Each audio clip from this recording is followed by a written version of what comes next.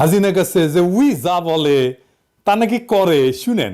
বাংলাদেশে হাত দেয় তার কিন্তু হাত পড়ে। তার আগে যারা আমার নেতা কর্মীকে হাত দিচ্ছে, কোপায় কোপায় ছাত্রলীগে মারতেছে, প্রত্যেকের এক একটা শিক্ষা আমি দিয়ে ছাড়বো। আর আমি যেটা বলি আমি তা করি।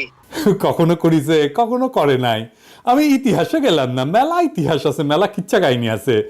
কয়দিন আগে সে কইছিল না শেখ হাসিনা পলায় না। হ্যাঁ, শুনেন। শেখ হাসিনা পালিয়ে গেছে, শেখ হাসিনা নাই, শেখ হাসিনা চলে গেছে, শেখ হাসিনা পালায় না। কইছিল না পলাইছে, পলাইছে। তো ওই যা যা কয় সেটা ওই করে না, করে উল্টাটা। এরপর আজকে এক ম্যাজিস্ট্রেট প্রফেসর ইউনুসকে ব্যঙ্গ কইরা পোস্টাইলো যে প্রফেসর ইউনুসের রিসেট বাটন সংক্রান্ত আলাপ নিয়া। রিসেট বাটন পুশ করা মানে কি? অতীত মুছে ফেলা মানে কি? আমাদের মুক্তিযুদ্ধ হচ্ছে মীমাংসিত সত্য। আমাদের জাতির পিতা বঙ্গবন্ধু, এগুলো সবই মীমাংসিত সত্য। রিসেট বাটন পুশ করে সব অতীত মুছে ফেলা, এটা মানে কি? এটা তো তাহলে আমি তো মনে করি যে আসলে মুক্তিযুদ্ধের বিরোধী শক্তি আমাদের দেশে এখন গভর্নমেন্ট হিসেবে আছে।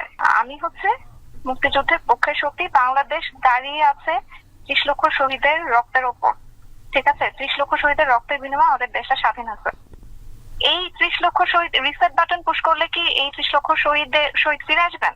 এইসব বিষয়, এগুলো সবই তদন্ত সাপেক্ষ। চেতনা বিক্রি, গণহত্যা, যেটা মানে আমি কোর্টেড বলতেছি, গণহত্যা যেটা বলা হচ্ছে জুলাই মাসে গণহত্যা, এগুলো সবই তদন্ত সাপেক্ষ। এগুলো তো মীমাংসিত সত্য না, এখন পর্যন্ত প্রুফ হয়নি তো, ঠিক আছে?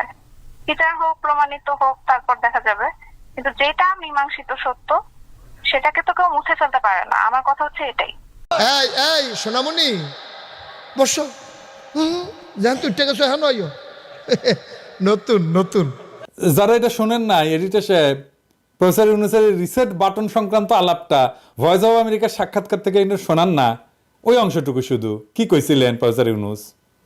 32 নম্বর রোডে বঙ্গবন্ধু জাদুঘর হিসেবে যেটা পরিচিত ছিল, সেই জাদুঘরটিকে বিনষ্ট করা হলো 5ই অগস্টের পরে, এবং 15ই অগস্টের যে সরকারি শোক দিবসের ছুটি ছিল সেটাও আপনার সরকার বাতিল করলো, এবং বঙ্গবন্ধুর বহু ভাস্কর্য ভেঙে ফেলা হয়েছে। এ নিয়ে বেশ খানিকটা সমালোচনাও আছে।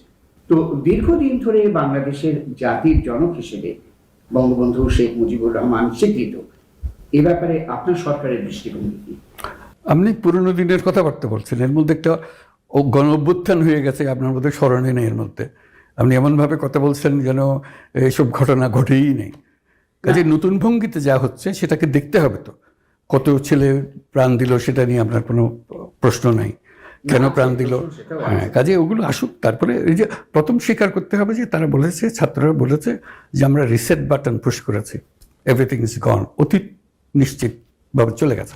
এখন নতুন ভঙ্গিতে আমরা গড়ে তুলবো, দেশের মানুষও তা চাই। তো সে নতুন ভঙ্গিতে তোলার জন্য যেটা আছে সেটা হলো যে আমাদেরকে সংস্কার করতে হবে। শুনেছেন এ বেকুব মাইয়া প্রফেসর ইউনুসকে রিসেট বাটন চাপা বলতে বুঝেছে ইতিহাস মুছে দেওয়া নাকি। হাসিনার আমলে গিপিয়ে পাইপ হইলে আর কোটায় ম্যাজিস্ট্রেট হইলে তো ইনকাই হবি।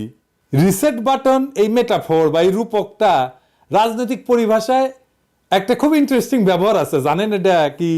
2009 সালে যখন ওবামা প্রশাসন আমেরিকা আর রাশিয়ার সম্পর্ক নতুন কইরা গড়ার ইচ্ছা প্রকাশ করে, তখন এই রিসেট বাটনের জিনিসটা এসেছিল।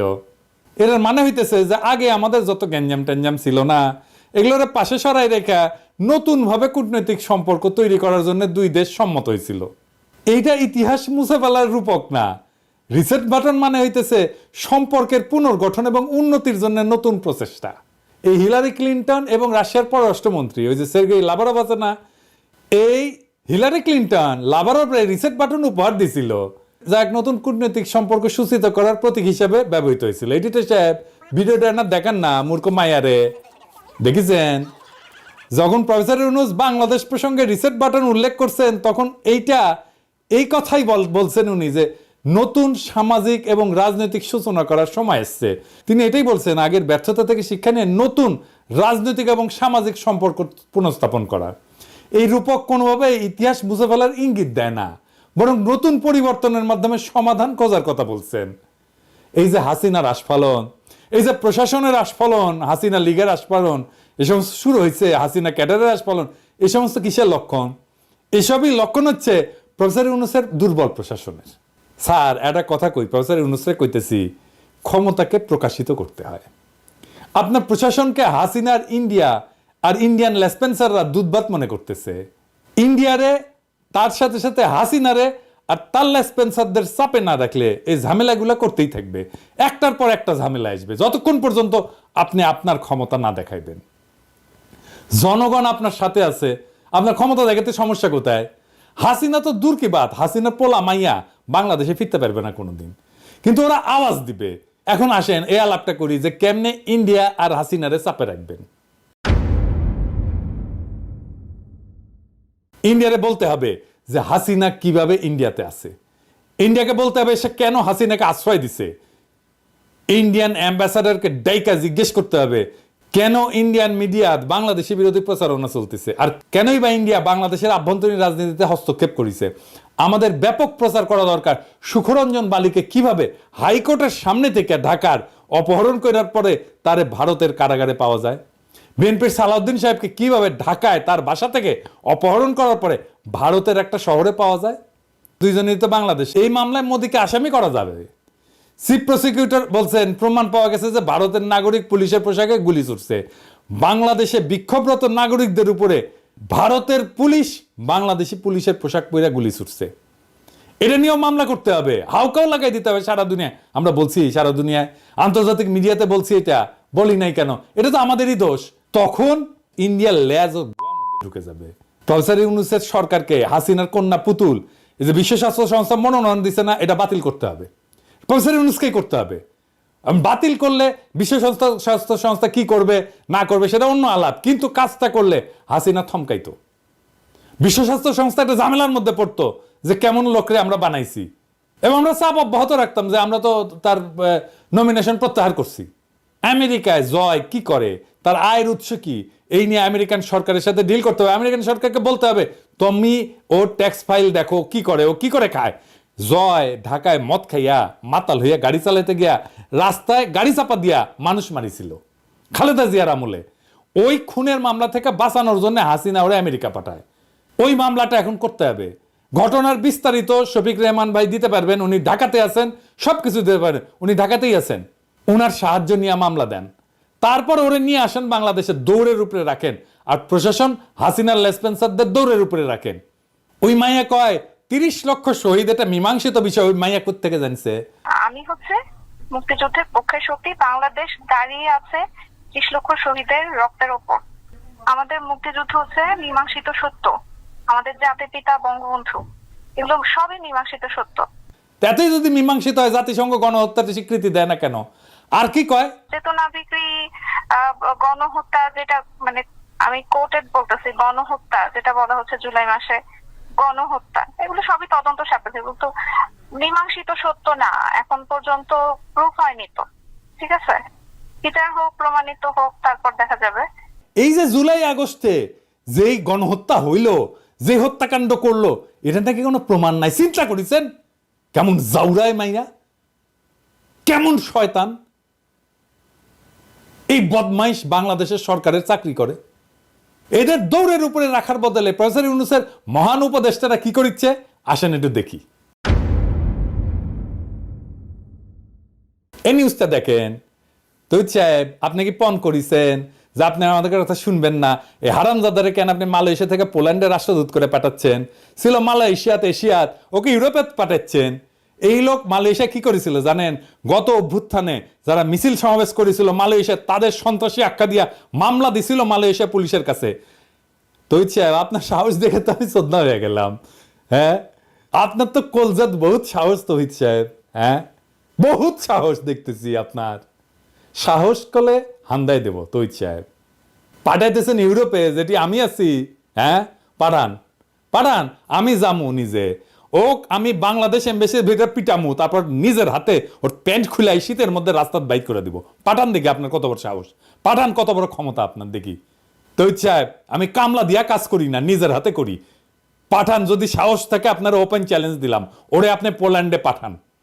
এমন হইতে পারে যে আমার ভিডিও দেখে যেদিন রিলিজ হইলো সেদিন তার আগে এই নিয়োগ বাতিল হইলো, কিন্তু প্রশ্ন থেকে যাবে এই অর্ডার কেমনে আপনি করেছিলেন। আমি আপনারা ছাড়ুম না তৈরি সাহেব, রাষ্ট্রদূত বানানোর লোক পেতেছেন না? হ্যাঁ, আমারে জিজ্ঞেস করেন, মেলা ক্যাডারে মেলা লোক আছে, আমি কয়ে দিমুনি। ক্যাডারে যদি না পান বাইরেও লোক আছে মেলা, কয়ে দিমুনি। আর শুধু কে এইটা আরেক ইচ্ছা বলি, এই জনপ্রশাসন মন্ত্রণালয়, এই যে আলী ইমাম মজুমদার আর হারামজাদা আছে না, এটা গেলে আপনাদের চোখেরা যাইতে পারে, কিন্তু কয়ে রাখা ভালো যে কেঙ্কা কাজ চলিচ্ছে প্রফেসর ইউনূসের উপদেষ্টারা কি করিচ্ছে আসলে। এই যে এদের যে এমনি গালাই, এমনি তো গালাই না, গালি খাওয়ার মতো কাজ করলে গালাই। আসেন দেখি এই আলী ইমাম মজুমদার হারামজাদারা কি করিছে।